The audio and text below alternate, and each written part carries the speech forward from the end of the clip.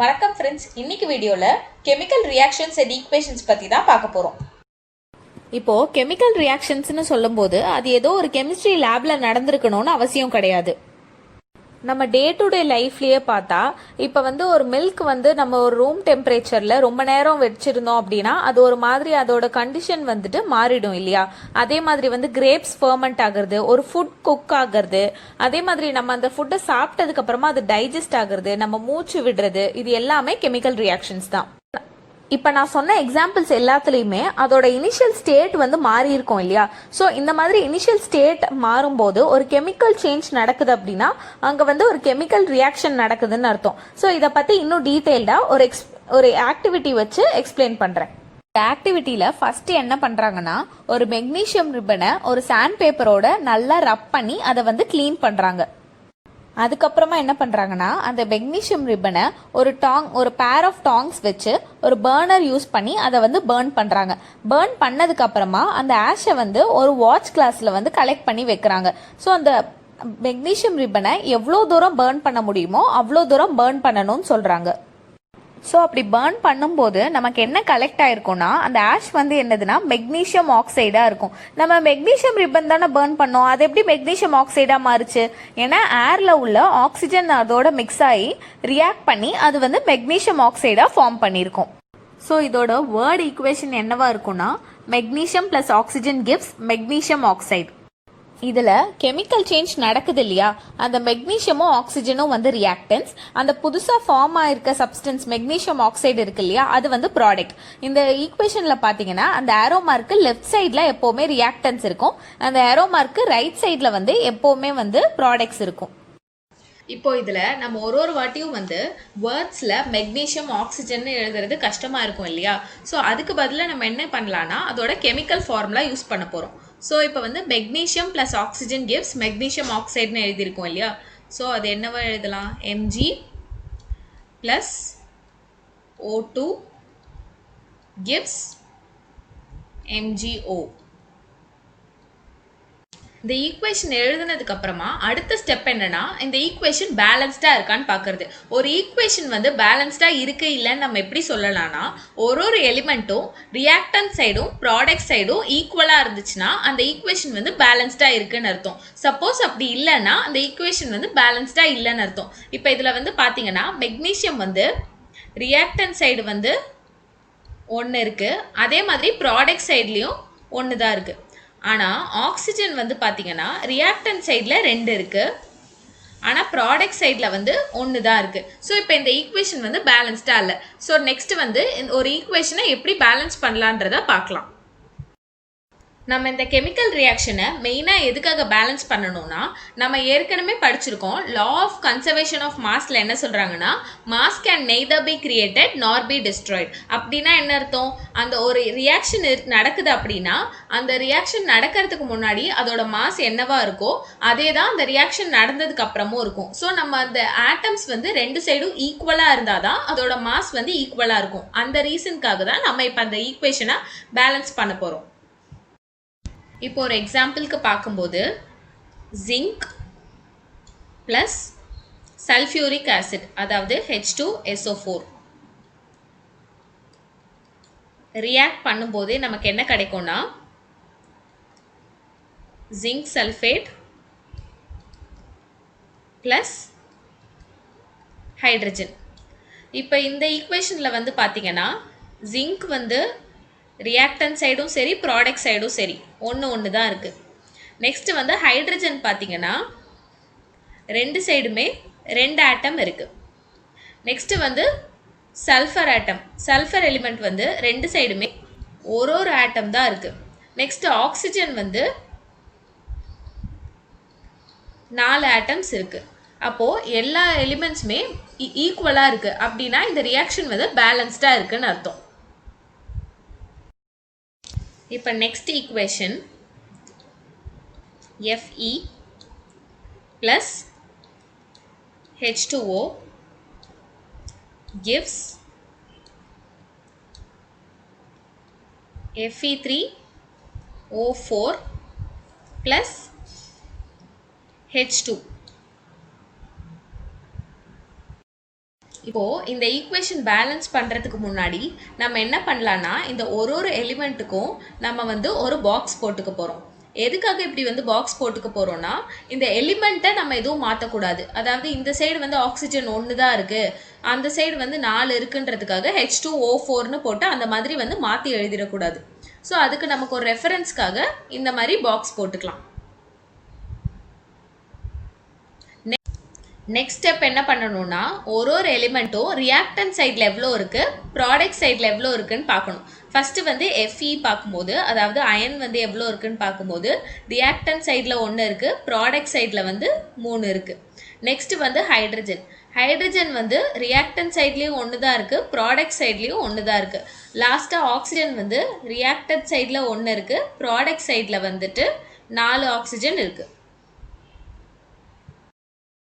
ஜென்ரலாக நம்ம equation balance பண்ணும்போது நம்ம ஃபஸ்ட்டு எதுலேருந்து ஸ்டார்ட் பண்ணணும்னா எந்த காம்பவுண்டில் வந்து மேக்ஸிமம் ஆட்டம்ஸ் இருக்கோ அதுலேருந்து தான் ஸ்டார்ட் பண்ணணும். இப்போ இந்த ஈக்குவேஷனில் வந்து பார்த்தா நமக்கு வந்து Fe3O4, அதாவது Fe3O4ல தான் நமக்கு வந்து 7 ஆட்டம்ஸ் இருக்குது. ஸோ அதுதான் மேக்ஸிமம்ன்றதுனால நம்ம அதுலேருந்து ஸ்டார்ட் பண்ண போகிறோம். இப்போ ஃபஸ்ட்டு நம்ம என்ன பண்ணலன்னா ஆக்சிஜனை வந்துட்டு பேலன்ஸ் பண்ண போகிறோம். ஏன்னா ஆக்சிஜன் தான் Fe3O4லையும் Fe வந்து 3 தான் இருக்குது, ஆக்சிஜன் தான் 4 இருக்குது. ஸோ ஃபஸ்ட்டு வந்து நம்ம வந்து ஆக்சிஜனை வந்து பேலன்ஸ் பண்ண ஸ்டார்ட் பண்ணுறோம். ஸோ ஆக்சிஜன் வந்து ப்ராடக்ட் சைடில் வந்து 4 இருக்குது, ரியாக்டன்ட் சைடில் 1 தான் இருக்குது. ஸோ இந்த இடத்துல நம்ம வந்து 4 ஆட் பண்ணுறோம். அப்படி 4 ஆட் பண்ணும்போது ஆக்சிஜன் வந்து பேலன்ஸ்ட் ஆயிடுச்சு. ஆனால் அயனும் ஹைட்ரஜனும் இப்போ வந்து பேலன்ஸ்டாக இல்லை. ஏன்னா அயன் வந்துட்டு ரியாக்டன்ட் சைடில் வந்து 1 தான் இருக்குது, பட் ப்ராடக்ட் சைடில் 3 இருக்குது. இப்போ ஹைட்ரஜன் வந்துட்டு H2. ஸோ ஹைட்ரஜன் ஆட்டம்ஸ் வந்து ரியாக்டன்ட் சைடில் எவ்வளோ இருக்குன்னா 4 × 2. ஸோ 4 H2 இருக்குன்னா ஹைட்ரஜன் வந்து 8 ஹைட்ரஜன் இருக்குது. அதே மாதிரி ப்ராடக்ட் சைடில் வந்து 2 ஹைட்ரஜன் தான் இருக்குது. நெக்ஸ்ட் ஆக்சிஜன் வந்து பேலன்ஸ்ட் ஆயிடுச்சு. இப்போ நமக்கு Feயும் Hம் வந்து பேலன்ஸ்டாக இல்லாமல் இருக்கு இல்லையா? ஸோ இது ரெண்டுத்தில் ஏதாவது ஒன்று நம்ம வந்து ஃபஸ்ட்டு பேலன்ஸ் பண்ணலாம். இப்போ ஃபஸ்ட்டு வந்து நம்ம வந்து ஹைட்ரஜனை பேலன்ஸ் பண்ண பார்க்கும்போது லெஃப்ட் ஹேண்ட் சைடில் வந்து ஹைட்ரஜன் எவ்வளோ இருக்குது, 8 இருக்குது இல்லையா? ஆனால் ரைட் ஹேண்ட் சைடில் வந்து 2 தான் இருக்குது. ஸோ இது ரெண்டுத்துக்கும் காமனாக இப்போ வந்து இதை பேலன்ஸ் பண்ணணும்னா நம்ம இதை எப்படி பேலன்ஸ் பண்ணலான்னா இந்த இடத்துல வந்து ஒரு 4 ஆட் பண்ணும்போது ஸோ 4H2. அப்படி 4H2ன்னு பார்க்கும்போது இங்கேயும் 8 ஆட்டம் இருக்கும், ரியாக்டன்ட் சைட்லையும் 8 ஆட்டம் இருக்கும். ஸோ இப்போ வந்து ஹைட்ரஜன் வந்து பேலன்ஸ்ட் ஆயிடுச்சு. நெக்ஸ்ட் வந்து அயன் பேலன்ஸ்டாக இருக்கான்னு பார்க்கலாம். அயன் வந்து இன்னும் பேலன்ஸ் ஆகலை. ஏன்னா Fe வந்து லெஃப்ட் ஹேண்ட் சைடு, அதாவது ரியாக்டன்ட் சைடு 1 தான் இருக்குது, ப்ராடக்ட் சைடு வந்து 3 இருக்குது. ஸோ இது ரெண்டுத்துக்கும் காமனாக இதை எப்படி பேலன்ஸ் பண்ணலாம்? இந்த இடத்துல 3 ஆட் பண்ணுறோம். இப்படி 3 ஆட் பண்ணும்போது பார்த்தா Fe வந்து ரியாக்டன்ட் சைட்லேயும் 3 இருக்குது, ப்ராடக்ட் சைட்லேயும் 3 இருக்குது. நெக்ஸ்ட்டு ஹைட்ரஜன் வந்து ரியாக்டன்ட் சைடில் 8 இருக்குது, ப்ராடக்ட் சைட்லேயும் 8 இருக்குது. நெக்ஸ்ட்டு ஆக்சிஜன் வந்து ரியாக்டன்ட் சைட்லேயும் 4 இருக்குது, ப்ராடக்ட் சைட்லேயும் 4 இருக்குது. ஸோ எல்லா எலிமெண்ட்ஸுமே லெஃப்ட் ஹேண்ட் சைட்லேயும் ரைட் ஹேண்ட் சைட்லேயும் ஈக்குவலாக இருக்குது, அதாவது ரியாக்டன்ட் சைடும் ப்ராடக்ட் சைடும் ஈக்குவலாக இருக்குது. ஸோ இப்போ இந்த ஈக்குவேஷன் வந்து பேலன்ஸ் ஆயிடுச்சு. இப்போ இந்த ஈக்குவேஷனில் பார்த்தீங்கன்னா நம்ம வந்து ஹைட்ரஜன், அயன் இது எல்லாத்துக்குமே இந்த இடத்துல 3 ஆட் பண்ணிக்கலாம், இந்த இடத்துல 4 ஆட் பண்ணிக்கலாம்னு சொன்னோம் இல்லையா? அதெல்லாம் சும்மா சொல்லலை. இப்போ ஃபார் எக்ஸாம்பிள் அயனுக்கு வந்து பார்த்தீங்கன்னா லெஃப்ட் ஹேண்ட் சைடில் வந்து ஃபஸ்ட்டு ஒரே ஒரு அயன் ஆட்டம் தான் இருந்தது, ரைட் ஹேண்ட் சைடில் 3 இருந்தது. ஸோ எந்த நம்பரால் 1 எந்த நம்பரால் மல்டிப்ளை பண்ணும்போது நமக்கு 3 கிடைக்குமோ அந்த நம்பரை தான் நம்ம வந்து இங்கே வந்து ஆட் பண்ணியிருக்கோம். நெக்ஸ்ட் ஸ்டெப்பில் வந்துட்டு இந்த காம்பவுண்ட்ஸோட ஃபிசிக்கல் ஸ்டேட் என்னன்றதை எழுதலாம். இப்போ வந்து Fe வந்து சாலிட், H2O வந்து கேஸ், Fe3O4 வந்து சாலிட் அண்ட் H2 வந்து கேஸ். இதில் ஏன் H2O வந்து கேஸ்ன்னு எழுதியிருக்கோம் அப்படின்னா ஏன்னா நம்ம இதில் யூஸ் பண்ணுற வாட்டர் வந்து ஸ்டீம் ஃபார்மில் தான் யூஸ் பண்ண போகிறோம், அதனால வந்து H2O வந்து கேஸ். ஃபஸ்ட்டு வந்து கெமிக்கல் ரியாக்ஷன்னா என்னன்னு பார்த்தோம். அடுத்தது வந்து அந்த ரியாக்ஷனை எப்படி பேலன்ஸ் பண்ணலான்னு பார்த்தோம். இப்போ வந்து டைப்ஸ் ஆஃப் ரியாக்ஷன் என்னென்னு பார்க்க போகிறோம். அதில் ஃபர்ஸ்ட் டைப் ஆஃப் ரியாக்ஷன் வந்து என்னென்னா காம்பினேஷன் ரியாக்ஷன். காம்பினேஷன் ரியாக்ஷன்னா என்னென்னா ரெண்டு இல்லைனா அதுக்கு மேலே உள்ள ரியாக்டன்ஸ் சேர்ந்து ஒரே ஒரு ப்ராடக்ட் ஃபார்ம் பண்ணணும். அதாவது ரியாக்டன்ஸ் வந்து எவ்வளோ வேணா இருக்கலாம், ரெண்டு இல்லைனா அதுக்கு மேலே இருக்கலாம், பட் ப்ராடக்ட் வந்து ஒன்றே ஒன்று தான் இருக்கணும். அதுக்கு ஒரு எக்ஸாம்பிள் வந்து calcium oxide plus water H2O gives calcium hydroxide CaOH twice. இது வந்து காம்பினேஷன் ரியாக்ஷனுக்கான ஒரு எக்ஸாம்பிள். இன்னும் ஒரு சில எக்ஸாம்பிள்ஸ்னு பார்த்தா பர்னிங் ஆஃப் கோல், அதுக்கப்புறம் formation of water. Burning of கோல்ன்றது C+O2 gives CO2. Formation of water வந்து பார்த்தீங்கன்னா H2 plus O2 gives H2O.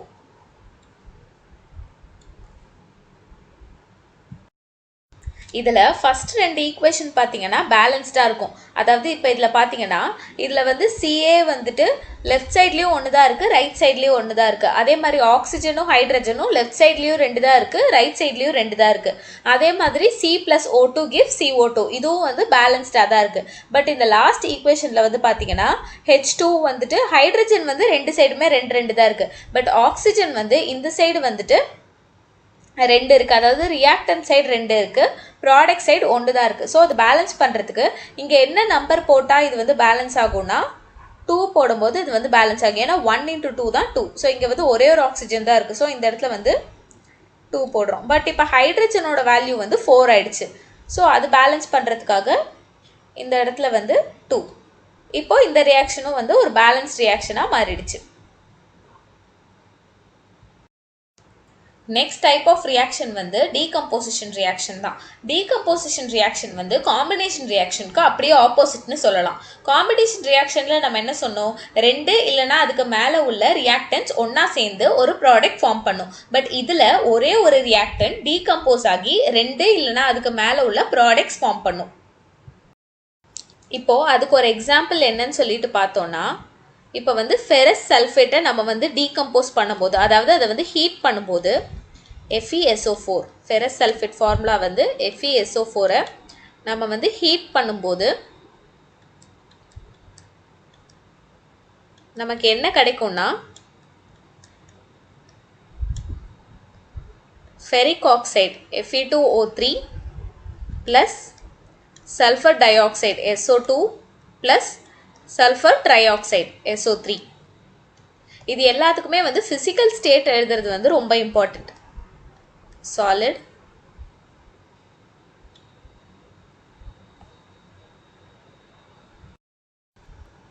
அதுக்கப்புறம் Fe2O3 வந்து சாலிட், அப்புறம் SO2 அண்ட் SO3 ரெண்டுமே வந்து கேஸ். ஸோ இப்போ இந்த ஈக்குவேஷன் வந்து பேலன்ஸ்டாக இருக்கா அப்படின்னு சொல்லிட்டு பார்க்கும்போது பார்த்தீங்கன்னா, இப்போ வந்து Fe வந்து இந்த சைடு 1 இருக்குது, அந்த சைடு 2 இருக்குது. சல்ஃபர் வந்து இந்த சைடு 1 இருக்குது, அந்த சைடு 2 இருக்குது. ஆக்சிஜன் இந்த சைடு 4 இருக்குது, அந்த சைடு வந்துட்டு ஆக்சிஜன் வந்து 2 3 8 இருக்குது. ஸோ இப்போ ஃபஸ்ட்டு வந்து நம்ம Fe பேலன்ஸ் பண்ணி பார்க்கலாம். ஸோ Fe பேலன்ஸ் பண்ணுறதுக்காக நம்ம இங்கே என்ன பண்ணலான்னா ஒரு 2 ஆட் பண்ணலாம். இப்போ இந்த 2 ஆட் பண்ணதுக்கப்புறம் பார்த்தீங்கன்னா ஃபஸ்ட்டே நம்ம வந்து பார்த்தும்போதே இது எல்லாமே வந்து 2 டைம்ஸ் ஜாஸ்தியாக இருந்தது. ஸோ இந்த 2 மட்டுமே ஆட் பண்ணாலே இது எல்லாமே பேலன்ஸ் ஆகிருக்கும். ஸோ Fe வந்து ரெண்டு சைடுமே 2 தான் இருக்குது. நெக்ஸ்ட்டு சல்ஃபர் பார்த்தா ரெண்டு சைடுமே 2 தான் இருக்குது. நெக்ஸ்ட்டு ஆக்சிஜன் வந்து ரியாக்டன் சைடும் சரி ப்ராடக்ட் சைடும் சரி 8 தான் இருக்குது. ஸோ இந்த ரியாக்ஷன் வந்து இப்போ வந்து பேலன்ஸ்ட் ரியாக்ஷனாக இருக்குது. இப்போ டீகம்போசிஷன் ரியாக்ஷனுக்கு இன்னும் சில எக்ஸாம்பிள்ஸ்னு பார்த்தா கால்சியம் கார்பனேட் CaCO3 டீகம்போஸ் ஆகும்போது நமக்கு calcium oxide CaO plus carbon di oxide CO2 கிடைக்கும். அதே மாதிரி சில்வர் குளோரைடு AgCl டீகம்போஸ் ஆகும்போது நமக்கு Ag ப்ளஸ் Cl2. ஸோ இப்போ இதை பேலன்ஸ் பண்ணுறதுக்கு இந்த இடத்துல 2, இந்த சில்வர் பக்கத்தில் ஒரு 2. ஸோ இந்த ஈக்குவேஷன் வந்து ஒரு பேலன்ஸ்ட் ஈக்குவேஷன் ஆகிடும்.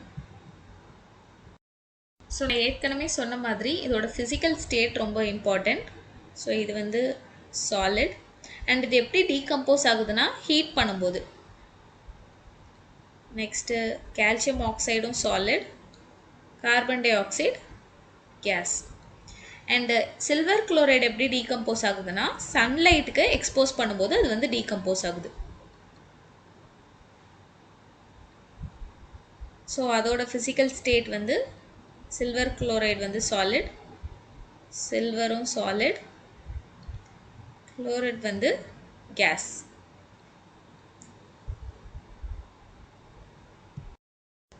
நெக்ஸ்ட் டைப் ஆஃப் ரியாக்ஷன் என்னன்னா டிஸ்பிளேஸ்மெண்ட் ரியாக்ஷன். ரியாக்ஷனுக்கு நம்ம புக்ல வந்து ஒரு ஆக்டிவிட்டி கொடுத்துருக்காங்க. அதாவது அதுல என்ன சொல்றாங்கன்னா ஃபர்ஸ்ட் வந்து 3 அயன் நெயில்ஸ் எடுத்துக்கணும்னு சொல்றாங்க. அதுக்கப்புறமா 2 டெஸ்ட் டியூப்ல காப்பர் சல்ஃபேட் சொல்யூஷன் எடுத்துக்கணும்னு சொல்றாங்க. இல்ல ஒரு டெஸ்ட் டியூப் வந்து ஏன்னு வச்சுக்கலாம், இன்னொரு டெஸ்ட் டியூபை வந்து பின்னு வச்சுக்கலாம். ஸோ இப்போ அதில் 3 அயன் நெயில் எடுத்துக்கிட்டோம் இல்லையா, அதில் 2 அயன் நெயில் எடுத்து ஒரு டெஸ்ட் டியூப்குள்ள வந்து டிப் பண்ணி வைக்க சொல்றாங்க. ஒரு 20 மினிட்ஸ்க்கு டிப் பண்ணி வைக்க சொல்றாங்க. இன்னொரு டெஸ்ட் டியூபை அதை அப்படியே வச்சுக்க சொல்றாங்க. அதுக்கப்புறம் ஒரு அயன் நெயில வந்து நம்ம இந்த ரியாக்ஷனை வந்து கம்பேர் பண்றதுக்காக அந்த ஒரு அயன் நெயில தனியா வச்சிடுறோம்.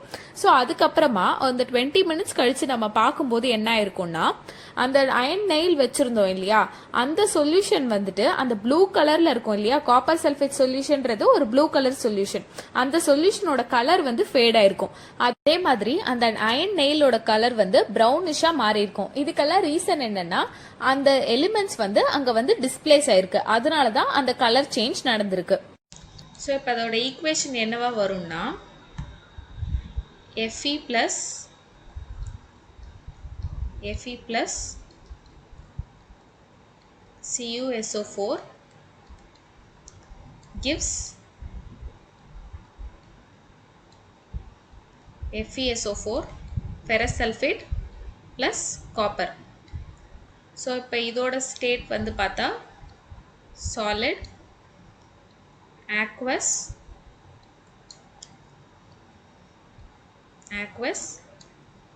and copper வந்து solid. ஸோ இப்போ இதில் இன்னொரு எக்ஸாம்பிள் வந்து பார்த்தோம்னா lead plus copper chloride gives lead chloride plus copper. ஸோ physical state வந்து solid, aqueous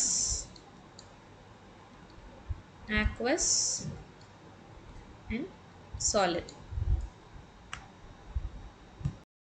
நெக்ஸ்ட் ரியாக்ஷன் வந்து double displacement reaction. Double displacement ரியாக்ஷனுக்கும் டிஸ்பிளேஸ்மெண்ட் ரியாக்ஷனுக்கும் என்ன ஒரு வித்தியாசம்னா டிஸ்பிளேஸ்மெண்ட் ரியாக்ஷன்ல ஒரே ஒரு எலிமெண்ட் தான் டிஸ்பிளேஸ் ஆச்சு. பட் டபுள் டிஸ்பிளேஸ்மெண்ட் ரியாக்ஷன்ல 2 எலிமெண்ட் வந்து டிஸ்பிளேஸ் ஆகும். அதுக்கான ஒரு எக்ஸாம்பிள் பார்த்தா Na2SO4 அதாவது sodium sulphate, Na2SO4 plus barium chloride BaCl2 gives barium sulfate BaSO4 plus NaCl. So இது பேலன்ஸ் பண்ணுறதுக்காக பேரியம் அயான் வந்துட்டு பேரியம் வந்து ஒன்று தான் இருக்குது ரெண்டு சைடுமே, சல்ஃபேட் வந்துட்டு ஒன்று தான் இருக்குது.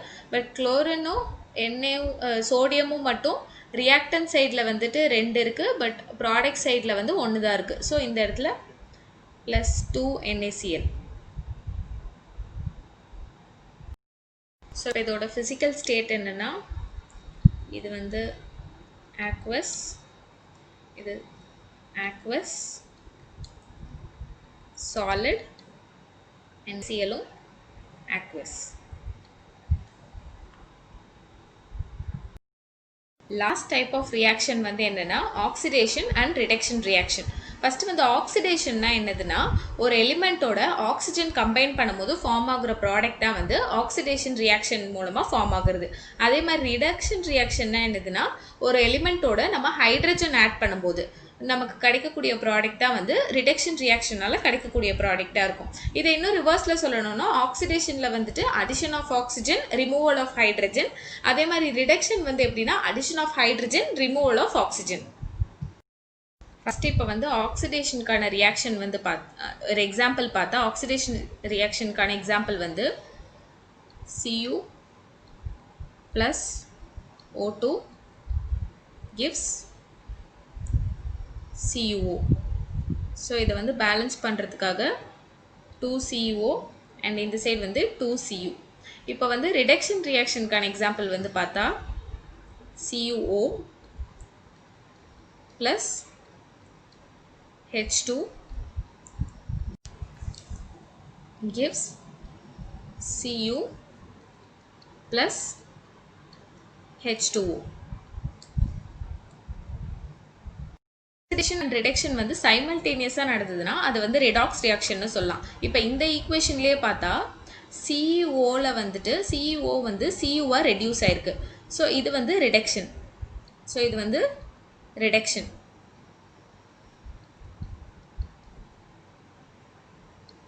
அதே மாதிரி H2 வந்துட்டு H2Oவா ஆக்சிடைஸ் ஆயிருக்கு. ஒரு ஆக்சிஜன் வந்து நம்ம வந்து ஆட் பண்ணியிருக்கோம். ஸோ இது வந்து ஆக்சிடேஷன். ஸோ ரிடக்ஷனும் ஆக்சிடேஷன் ரியாக்ஷனும் ஒரே டைமில் நடக்கும்போது அதை வந்து நம்ம வந்து ரிடாக்ஸ் ரியாக்ஷன்னு சொல்லலாம். அடுத்து நம்ம பார்க்க போகிற ரெண்டு கான்செப்ட் என்னென்னா, ஒன்று வந்து கொரோஷன், இன்னொன்று வந்து ரான்சிடிட்டி.